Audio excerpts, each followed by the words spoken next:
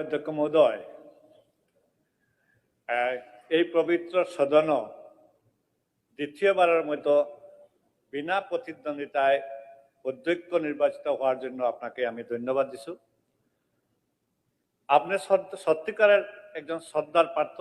যতবারও যদি শ্রদ্ধা করি কম হবে, কারণ আপনার অভিজ্ঞতা, ছাত্র রাজনীতির অভিজ্ঞতা, সাংবাদিকতার অভিজ্ঞতা, কেন্দ্রীয় সরকারের প্রশাসক হিসাবে একজন অভিজ্ঞতা, আপনার বিরোধী দলের বিধায়ক হিসাবে অভিজ্ঞতা, দলের সভাপতি হিসাবে অভিজ্ঞতা, মন্ত্রী হিসাবে অভিজ্ঞতা এবং দুইবারের অধ্যক্ষ হিসাবে অভিজ্ঞতা।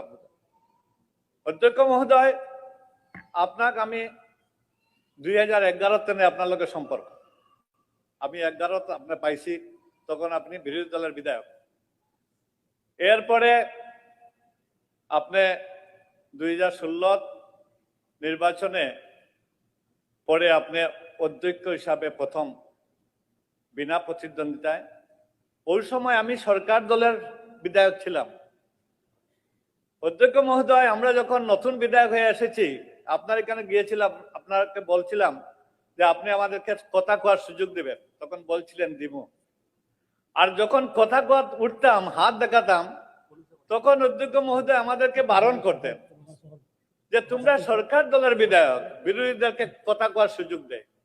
তখন দেখতাম আমাদের কমলাক্ষ পুরকাইস্ত তখন কংগ্রেস দলের বিধায়ক ছিলেন, আমার মাননীয় বিধায়ক আমার ভূপেন পেগু নির্দলের বিধায়ক ছিলেন, শিরমান আলী সাহেব বিধায়ক ছিলেন।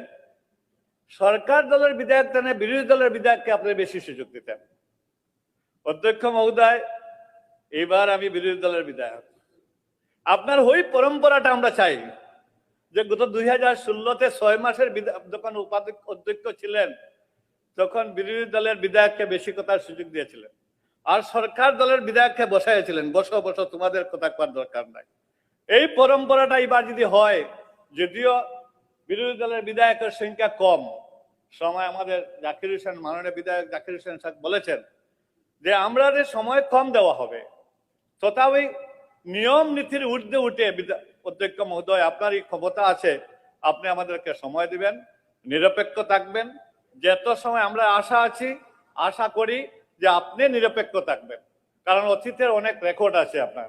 কারণ আমি যখন 2021-এ আপনি যখন মন্ত্রী হন, আমি যখন নির্বাচনে হেরে যাই, আসার পরে আপনার কাছে এসেছিলাম যে একজন আধিকারিক আমার বিরুদ্ধে কাজ করেছে, ওর বিরুদ্ধে অ্যাকশন নিতে হবে। আপনি তখন বলেছিলেন যে ওই আধিকারিক সত্যিকারের কাজ করছে কি না করছে ওটা দেখতে হবে, তোমার কথায় আমি অ্যাকশন নেব না। এই যে নিরপেক্ষ ভূমিকা, এই নিরপেক্ষ ভূমিকা এখন যদি আপনি করেন, তাহলে আমরা বিরোধীরা উপকৃত হব।